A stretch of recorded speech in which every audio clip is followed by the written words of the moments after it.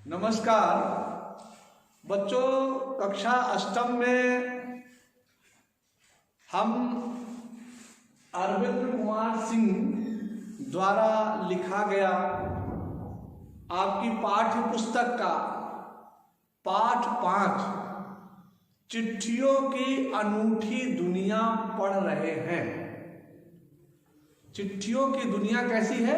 अनूठी है, यानी कि अनोखी है, विलक्षण है, अद्भुत है। तो इस संदर्भ में आज हम पढ़ेंगे और जितना भाग मैं आज आदर्श वाचन करूंगा, वीडियो खोलने के बाद आपके पास पुस्तक होगी, अनुकरण वाचन कीजिएगा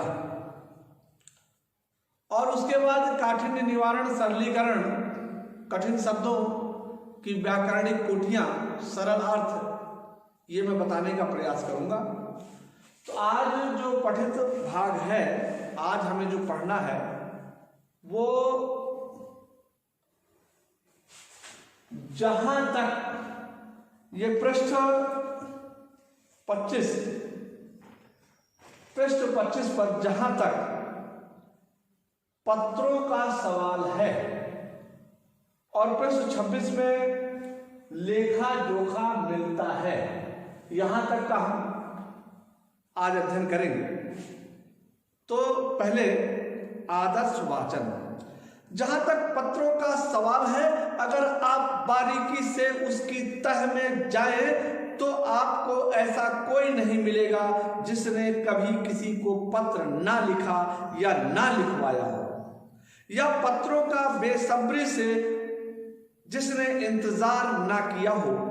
हमारे सैनिक तो पत्रों का जिस उत्सुकता से इंतजार करते हैं उसकी कोई मिसाल ही नहीं। एक दौर था जब लोग पत्रों का महीनों इंतजार करते थे, पर अब वह बात नहीं। परिवहन साधनों के विकास ने दूरी बहुत घटा दी है। पहले लोगों के लिए संचार का इकलौता साधन चिट्ठी ही थी, पर आज और भी साधन विकसित हो चुके हैं। आज देश में ऐसे लोगों की कमी नहीं जो अपने पुरखों की चिट्ठियों को सहेज कर और सजोकर विरासत के रूप में रखे हुए हो, या फिर बड़े बड़े लेखक, पत्रकार, उद्यमी, कवि, प्रशासक, सन्यासी या किसान इनकी पत्र रचनाएं अपने आप में अनुसंधान का विषय है। अगर आप जैसे संचार साधन होते तो पंडित नेहरू अपनी पुत्री इंदिरा गांधी को फोन करते, पर तब पिता के पत्र पुत्री के नाम नहीं लिखे जाते जो देश के करोड़ों लोगों को प्रेरणा देते हैं। पत्रों को तो आप सहेज कर रख लेते हैं, पर एसएमएस संदेशों को आप जल्दी ही भूल जाते हैं। कितने संदेशों को आप सहेज कर रख सकते हैं? तमाम महान हस्तियों की तो सबसे बड़ी यादगार या धरोहर उनके द्वारा लिखे गए पत्र ही है। भारत में इस श्रेणी में राष्ट्रपिता महात्मा गांधी को सबसे आगे रखा जा सकता है। पत्रों की दुनिया में तमाम संग्रहालय जानी मानी हस्तियों के पत्रों का अनूठा संकलन भी है। तमाम पत्र देश, काल और समाज को जानने समझने का असली पैमाना है। भारत में आजादी के पहले महासंग्राम के दिनों में जो कुछ अंग्रेज अफसरों ने अपने परिवारजनों को पत्र में लिखे, वे आगे चलकर बहुत महत्व की पुस्तक बन गए। इन पत्रों ने साबित किया कि यह महासंग्राम कितनी जमीनी मजबूती लिए हुए था। महात्मा गांधी के पास दुनिया भर के तमाम पत्र केवल महात्मा गांधी इंडिया लिखे आते थे और वे जहां भी रहते थे वहां तक पहुंच जाते थे। आजादी के आंदोलन की कई अन्य दिग्गज हस्तियों के साथ भी ऐसा ही था। गांधी जी के पास देश दुनिया से बड़ी संख्या में पत्र पहुंचते थे, पर पत्रों का जवाब देने के मामले में उनका कोई जोड़ नहीं था। कहा जाता है कि जैसे ही उन्हें पत्र मिलता था उसी समय वे उसका जवाब भी लिख देते थे। अपने हाथों से वे ज्यादातर पत्रों का जवाब देते थे। जब लिखते लिखते उनका दाहिना हाथ दर्द करने लगता था तो बाएं हाथ से लिखने में जुट जाते थे। महात्मा गांधी ही नहीं, आंदोलन के तमाम नायकों के पत्र गांव-गांव में मिल जाते हैं। पत्र भेजने वाले लोग उन पत्रों को किसी प्रशस्ति पत्र से कम नहीं मानते हैं और कई लोगों ने उन पत्रों को फ्रेम कराकर रख लिया है। यह है पत्रों का जादू। यही नहीं, पत्रों के आधार पर भी कई भाषाओं में जाने कितनी किताबें लिखी जा चुकी हैं। वास्तव में पत्र किसी दस्तावेज से कम नहीं।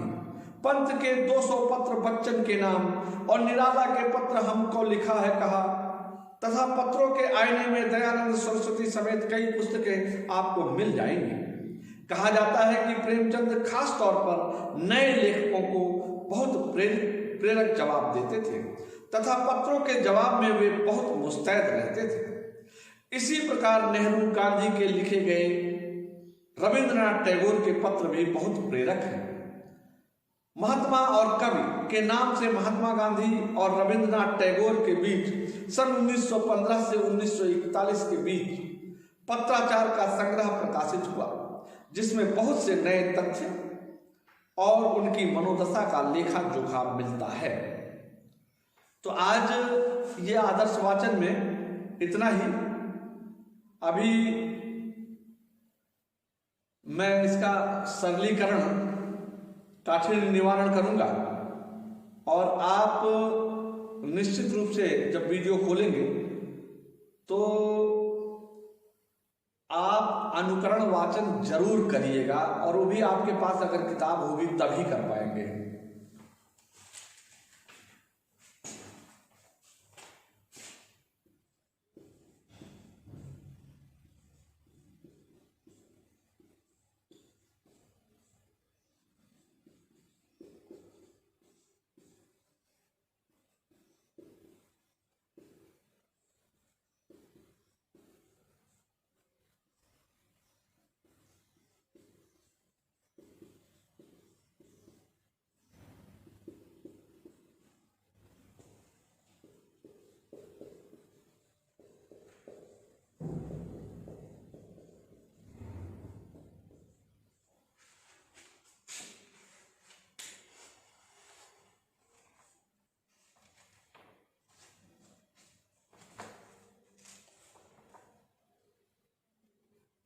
जहां तक पत्रों का सवाल है, एक मिनट क्षमा कीजिएगा।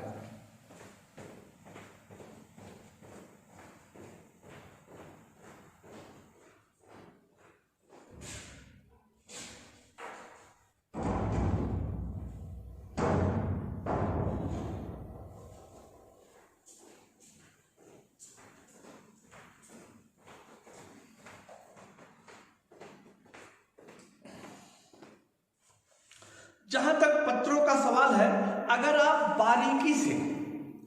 बारीकी उर्दू भाषा का शब्द है, बड़ी महीनी से, बड़े सूक्ष्म से सूक्ष्म दृष्टि से देखें, ताहम शब्द भी उर्दू भाषा है। इसका अर्थ है ता का अर्थ जड़ या मूल।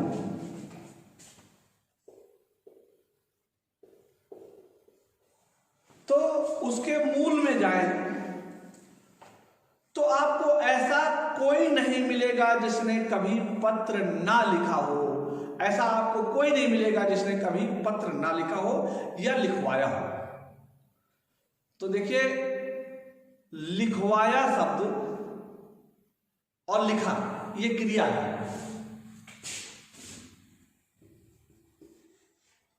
लिखा, लिखवाया।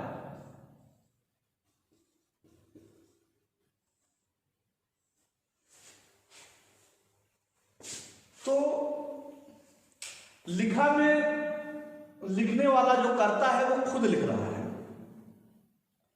और लिखवाया में कोई है जो डिक्टेट कर रहा है, जो बोल रहा है, जो कह रहा है, निर्देश दे रहा है, उसके प्रेरणा से लिखा जा रहा है।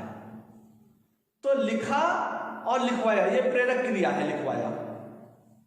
आगे मैं इस तरह के गृह कार्य भी आपको दूंगा, क्रिया के भेद मैं आपको पढ़ा चुका हूं, लेकिन और आप पहले भी आपने पढ़ा था, लेकिन आपको इसलिए नहीं आता सारी परिभाषा जानने के बाद, क्योंकि प्रयोग नहीं करते हैं। तो अब मैं प्रयोग कराने का प्रयास करूंगा, जिससे आप इन सब चीजों को आसानी से हंसते हंसते समझ सकें।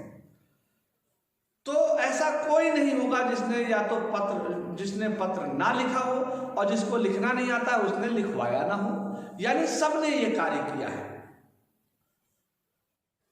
और पत्रों का सब बेसब्री से इंतजार करते हैं, बेसब्र बिना सब्र का, यानी बेचैनी से। लोगों को अब तो फोन हो गया, SMS मैसेज हो गया, लेकिन पहले जब ये चीजें नहीं थी तो लोग बेचैन हो जाते थे पत्रों के इंतजार में, बेसब्री से इंतजार न किया हो। हमारे सैनिक तो पत्रों का जिस उत्सुकता से इंतजार करते हैं उसकी कोई मिसाल नहीं है। मिसाल भी उर्दू भाषा का शब्द है, उसका कोई उदाहरण नहीं है। जितनी बेसब्री से हमारे सैनिक इंतजार करते हैं, जैसे आपने देखा होगा फिल्मों में कई गाने आते हैं, चिट्ठी आई है चिट्ठी आई है, बड़े दिनों के बाद हम दे वतनों को याद। और इस प्रकार से बहुत सारे गाने सैनिकों के लिए, बहुत सारे गाने गाए गए हैं। और सैनिक जो है किस प्रकार से पत्रों का इंतजार करते हैं। जब पत्र आता है तो जैसे कि लेखक ने कहा, उसका मिसाल नहीं, उसका कोई दूसरा उदाहरण नहीं, क्योंकि सैनिक जो है अपना आज हमारे कल के लिए देते हैं, अपना आज समर्पित करते हैं हमारे कल के लिए, और अपने घर परिवार से दूर रहते हैं। -डिग्री टेम्परेचर में भी सीमाओं पर खड़े रहते हैं, चौकसी करते हैं, इसलिए क्योंकि अपना देश सुरक्षित रहे। तो देशभक्ति की मिसाल है सैनिक। और अपने घर परिवार की याद तो सबको आती है, तो सभी को घर परिवार की याद आती है, सैनिकों को भी अपने घर परिवार की याद आती है। तो सैनिकों के जब पत्र आते हैं तो वो बड़े बेसब्री से डाकिये को कई बार घेर लेते हैं, दौड़ पड़ते हैं, गाने गाते हैं। फिल्मों में भी ऐसे गाने आपने सुने होंगे। तो सैनिक शब्द सेना से उपसर्ग प्रत्यय है।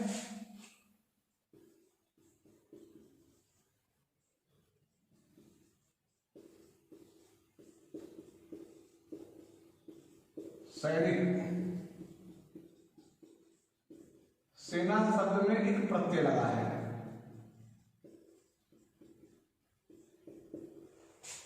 तो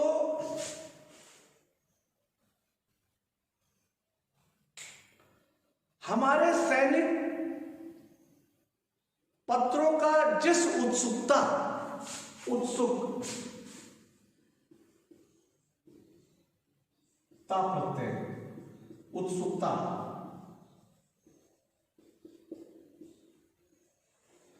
जिस उत्सुकता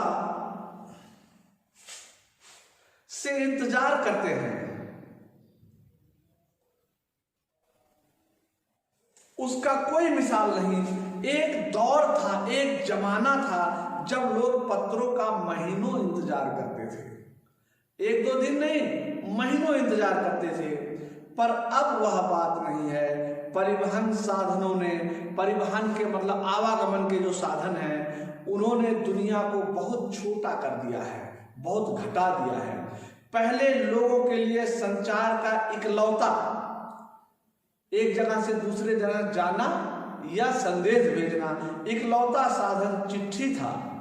पर आज भी साधन विकसित हो चुके हैं। आज तो बहुत सारे साधन विकसित हो गए हैं। आज देश में ऐसे लोगों की कमी नहीं जो अपने पुरखों की चिट्ठियों को सहेज कर, सजोकर विरासत के रूप में रखे हुए हैं। या फिर बड़े बड़े लेखक, पत्रकार, उद्यमी, कवि, प्रशासक, सन्यासी या किसान, इनकी पत्र रचनाएं अपने आप में अनुसंधान का विषय है। तो अनुसंधान तत्सम शब्द है, इसका अर्थ है खोज या शोध। शोध का विषय है लोग जो है इन मनीषियों के पत्रों पर शोध भी करते हैं और अपने शोध प्रबंध में इन पत्रों का उल्लेख करते हैं, उसकी छायाप्रति भी रखते हैं, फुटप्रिंट पर नीचे लगाते भी हैं। पुरखों शब्द जो है ये तद्भव शब्द है, ये पूर्वज से बना हुआ है। पूर्वजों का तद्भव पुरखों। तो बहुत से लोग ऐसे हैं, ऐसे लोगों की कमी नहीं है जो अपने पूर्वजों के पत्रों को संभाल कर सजो कर रखे हुए हैं। और पुरखों के अलावा पत्रकारों के पत्र यदि उनके पास थे, उद्यमी व्यवसायियों के, कवियों के, प्रशासक, सन्यासियों के या किसानों के पत्रों को भी रखा गया है। और ये आज शोध का विषय है, अनुसंधान का विषय है, खोज का विषय है। अगर आज जैसे संचार साधन होते तो पंडित नेहरू अपनी पुत्री इंदिरा गांधी को फोन करते। आज के समय में देखो, आपके मम्मी पापा, माताजी, पिताजी और रिश्तेदार फोन कर देते हैं, पत्र लिखना भूल जाते हैं, पत्र नहीं लिखते। और यदि उस समय ऐसा रहा होता तो पंडित नेहरू तो देश के प्रधानमंत्री थे, वो अपनी बिटिया इंदिरा गांधी को पत्र क्यों लिखते? तो आज जो उनके द्वारा लिखे गए पत्र लोगों को प्रेरणा देते थे, वो प्रेरणा कैसे मिलती? यहां इस पंक्ति से हमें संदेश भी मिल रहा है। ये संदेश मिल रहा है कि हमें अपने बच्चों को, अपने लोगों को फोन से कॉल करें कोई बात नहीं, मैसेज भी भेजें, लेकिन पत्र लिखना नहीं छोड़ना चाहिए, क्योंकि पत्र की जो अहमियत है वह और किसी की नहीं है। तो पिता के पत्र पुत्री के नाम नहीं लिखे जाते तो देश के करोड़ों लोगों को प्रेरणा कैसे मिलती? अब ये लोग शब्द सर्वनाम है।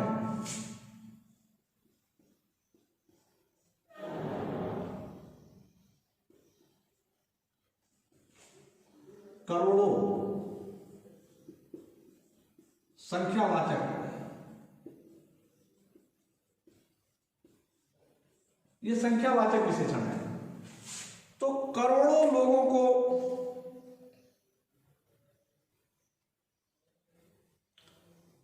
प्रेरणा कैसे मिलती? पत्रों को तो आप सहेज कर रख लेते हैं, पर एसएमएस संदेशों को आप जल्दी भूल जाते हैं। पत्रों को संभाल कर रखा जा सकता है, लेकिन एसएमएस के संदेश हम कितना संभालेंगे? उसको कभी ना कभी हमको डिलीट करना पड़ेगा। और पत्रों को हमें नष्ट करने की कोई जरूरत नहीं है, उसे हम संभाल कर रख सकते हैं। एक पीढ़ी से दूसरी पीढ़ी में पत्र मिलते हैं, दूसरी से तीसरी पीढ़ी में भी मिले पत्र, चौथी पीढ़ी में भी पत्र मिले, और यहाँ तक कि शोध करते करते अभी एक पत्र मिला है, करीब 2003 की घटना है। एक पत्र ऐसा मिला है जिसमें छंद लिखे हुए हैं, और उन छंदों में विमान उड़ाने की जो चीजें थी, विमान में पायलट के क्या गुण होते हैं, किस प्रकार से पायलट को विमान उड़ाना चाहिए, उसके रास्ते क्या हैं, इन सब का उल्लेख है। अब बताइए किस समय का लिखा हुआ पत्र था? इससे ये लगभग 2000 वर्ष पूर्व के पत्र थे। तो ये पत्र लिखे गए थे तब, एसएमएस वगैरह उस समय होता तो ये सब नष्ट हो जाता। कितने संदेशों को आप संभाल कर रख सकते हैं? तमाम महान हस्तियों, महान जो है ये विशेषण है, हस्ती विशेष है, हस्तियों यानी व्यक्तित्व, ये गुणवाचक विशेषण है।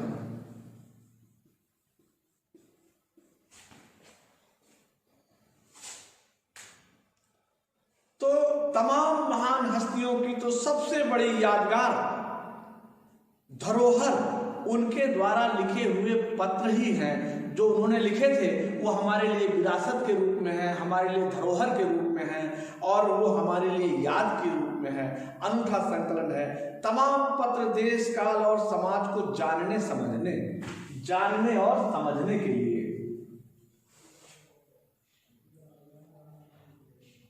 भारत में आजादी के पहले महासंग्राम समासिक शब्द है।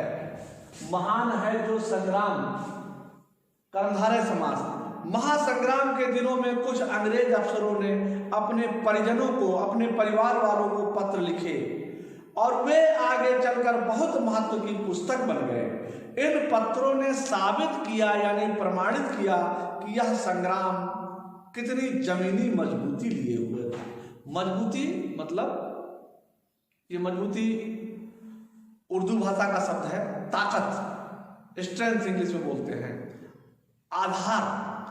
यानी 1857 के महासंग्राम को अंग्रेज कुछ लोगों का विद्रोह कहते थे, लेकिन जब ये पत्र जो अंग्रेजों ने अपने परिवार के लोगों को लिखा था और जो वर्णन किया है, उस वर्णन को पढ़कर समझ करके ये पता लगता था कि यह आंदोलन कुछ लोगों का विद्रोह नहीं था, सिर्फ सैनिक विद्रोह नहीं था, अपितु जमीनी सच्चाई लिए हुए था, जमीनी हकीकत लिए हुए था और पूरे देश में था।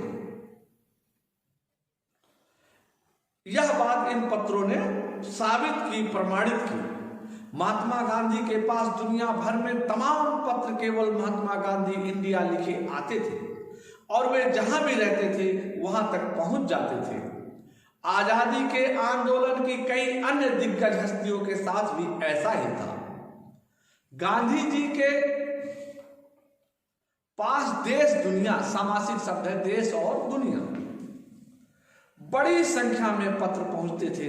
पत्र विशेष है, संख्या विशेषण है, पर पत्रों का जवाब देने में के मामले में उनका कोई जोड़ नहीं, यानी उनका कोई सानी नहीं।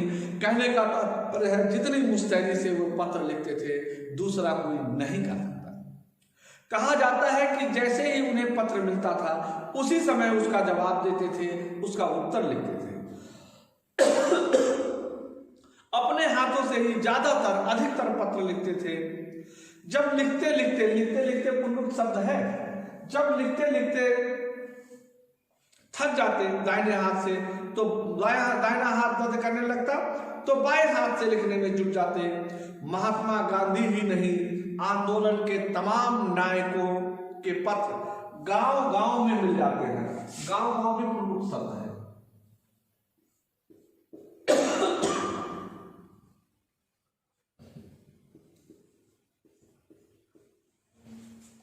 एक ही शब्द जब लगातार एक से अधिक बार आएगा तो पुनरुक्त शब्द बोलते हैं।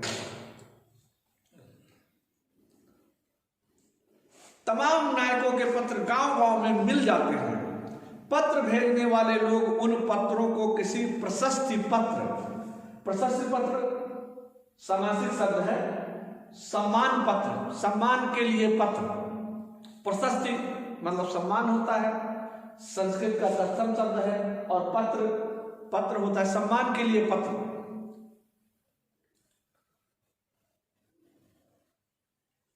और लोगों ने उसको फ्रेम कराकर, फ्रेम जो है इस प्रकार से फ्रेम करा दिया, ये चारों तरफ से। फ्रेम अंग्रेजी भाषा का शब्द है, ये बोर्ड फ्रेम में है ना, तो फ्रेम अंग्रेजी भाषा का शब्द है। फ्रेम कराकर रख लिया है। यह है पत्रों का जादू। यही नहीं, पत्रों के आधार पर ही कई भाषाओं में जाने कितनी किताबें लिखी जा चुकी हैं। इन्हीं पत्रों के द्वारा कई भाषाओं में अनेकों किताबें भी लिखी गई। वास्तव में पत्र किसी दस्तावेज से कम नहीं है। दस्तावेज उर्दू भाषा का शब्द है, इसका हिंदी में अर्थ है लेखा जोखा। पंत के 200 पत्र बच्चन के नाम। पंत ने कितने पत्र लिखे? 200 पत्र बच्चन के नाम। पत्र संज्ञा और 200 संख्यावाचक विशेषण हो गया। निराला ने पत्र लिखा, हमको लिखा है कहा, हमको लिखा है कहा शीर्षक से निराला ने पत्र लिखे हैं। पत्र के आईने में यानी दर्पण में दयानंद सरस्वती समेत कई पुस्तकें आपको मिल जाएंगी। पुस्तकें संज्ञा है और कई विशेषण है, संख्यावाची विशेषण।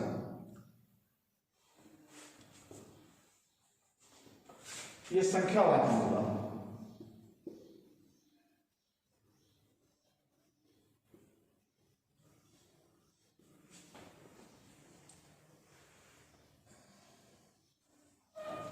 कहा जाता है कि प्रेमचंद खास तौर पर नए लेखकों, लेखक भी संज्ञा है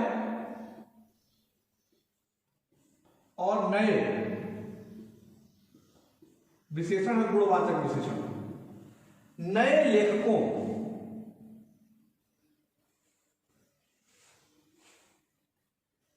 को बहुत प्रेरक जवाब देते थे तथा पत्रों के जवाब में वो बहुत मुस्तैद रहते थे, यानी सदैव उपस्थित रहते थे, तत्पर रहते थे।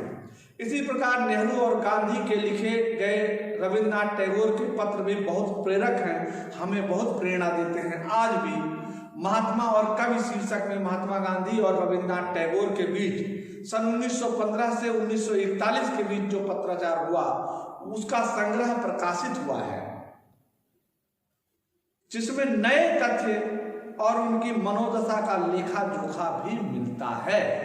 तो इस प्रकार से ये पत्र हमको क्या करते हैं, प्रेरित करते हैं, प्रेरणा देते हैं। पत्रों के संदर्भ में आज इतना।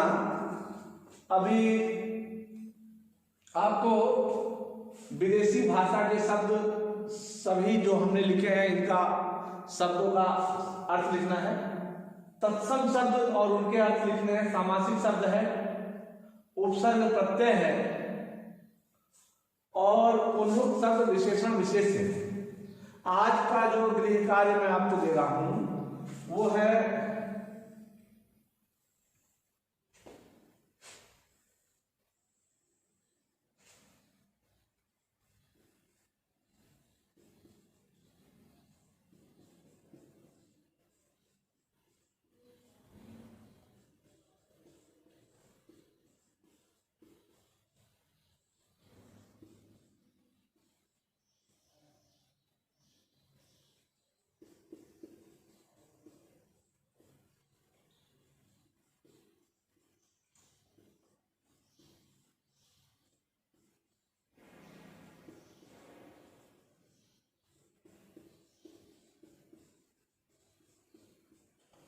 तो पाठ में जो विशेषण शब्द आए हैं यहां पर तो मैंने आज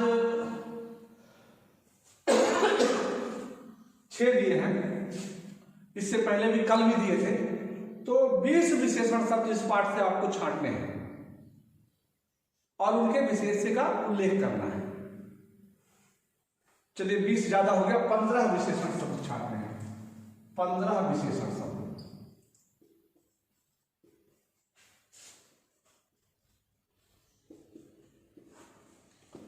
तो और ये सब जो बोर्ड पर है इनको भी अपनी उत्तर पुस्तिका में स्थान दीजिएगा।